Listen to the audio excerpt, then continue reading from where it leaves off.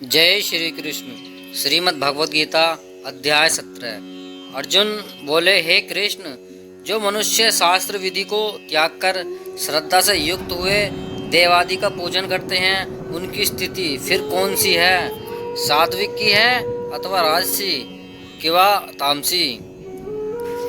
श्री भगवान बोले, मनुष्य की वह शास्त्रीय संस्कारों से रहित केवल स्वभाव से उत्पन्न श्रद्धा सात्विकी और राजसी तथा तामसी ऐसे तीनों प्रकार की ही होती है। उसको तू मुझसे सुन।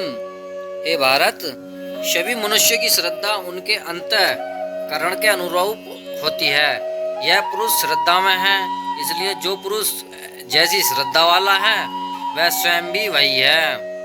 सात्विक पुरुष देवों को पूजते हैं, राजस पुरुष यक्ष और राक्षसों को तथा अन्य जो तामस मनुष्य हैं वे प्रेत और भूतगणों को पूजते हैं। जो मनुष्य शास्त्र विधि से रहित केवल मन कल्पित घोर तप को तपते हैं तथा दंभ और अहंकार से युक्त एवं कामना आसक्ति और बल के अभिमान से भी युक्त हैं, जो शरीर रूप से स्थित भूत समुदाय को और अंतःकरण में स्थित मुझ परमात्मा को भी क्रश करने वाले हैं, उन अज्ञानियों को तो तू आसुर स्वभाव वाले जान।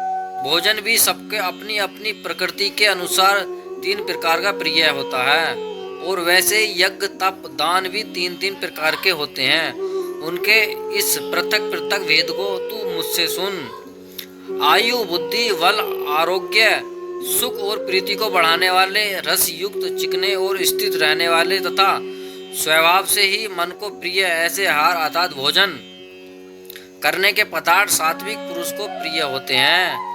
कड़वे, खट्टे, लवण युक्त, बहुत गर्म, तीखे, रूखे, दाहरकक और दुख, चिंता तथा रोगों को उत्पन्न करने वाले आहार अर्थात भोजन करने पदार्थ राजस पुरुष को प्रिय होते हैं। जो भोजन अधबका, रस रहित, दुर्गंध युक्त, बासी और उत्कृष्ट है तथा जो अपवित्र भी है वह भोजन तामस पुरुष को प्रिय होता है। जो शास्त्र विधि से नियत यज्ञ करना ही कर्तव्य है, इस प्रकार मन को समाधान करके फल न चाहने वाले पुरुषों द्वारा किया जाता है, वह सात्विक है। परंतु हे अर्जुन, केवल दंभाचरण के लिए अथवा फल को भी दृष्टि में रखकर जो यज्ञ किया जाता है, उस यज्ञ को तू राजस जान। शास्त्र विधि से हीन, अन्नदान से रहित, बिना मंत्रों के, बिना दक्षिणा के और बिना श्रद्धा के किए जाने वाला यज्ञ को तामस यज्ञ कहते हैं। देवता, ब्राह्मण, गुरु और ज्ञानी जनों को पूजन, पवित्रता, सरलता और ब्रह्मचर्य और अहिंसा यह शरीर संबंधी तप कहा जाता है। जो उद्वेग न करने वाला प्रिय और हितकारक एवं यथार्थ भाषण है तथा जो वेद शास्त्रों के पठन का एवं परमेश्वर के नाम जप का अभ्यास है, वह वाणी संबंधी तप कहा जाता है। मन की प्रसन्नता, शांत भाव, भगवत चिंतन करने का स्वभाव, मन का निग्रह और अंतःकरण के भावों की भलीभांति पवित्रता, इस प्रकार यह मन संबंधी तप कहा जाता है। फल को न चाहने वाले योगी पुरुषों द्वारा परम श्रद्धा से किए हुए उस पूर्वोक्त तीन प्रकार के तपों का सात्विक कहते हैं। जो तप सत्कार, मान और पूजा के लिए तथा अन्य किसी स्वार्थ के लिए भी स्वभाव से यह पाखंड से किया जाता है, वह अनिश्चित एवं क्षणिक फल वाला तप यहाँ राजस कहा गया है।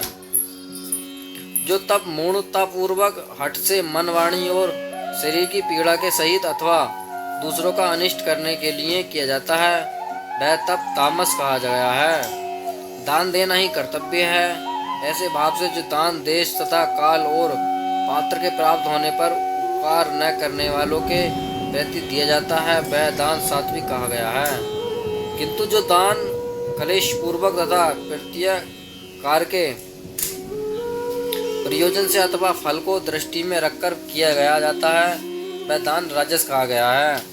जो दान बिना सत्कार के अथवा तिरस्कार पूर्वक आरोग्य, देश काल में और कुपात्र के प्रति दिया जाता है, वह दान तामस कहा गया है।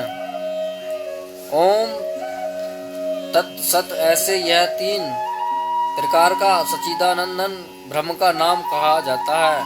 उसी से सृष्टि का आदि काल में ब्राह्मण और वेद तथा यदादि रचे गए हैं।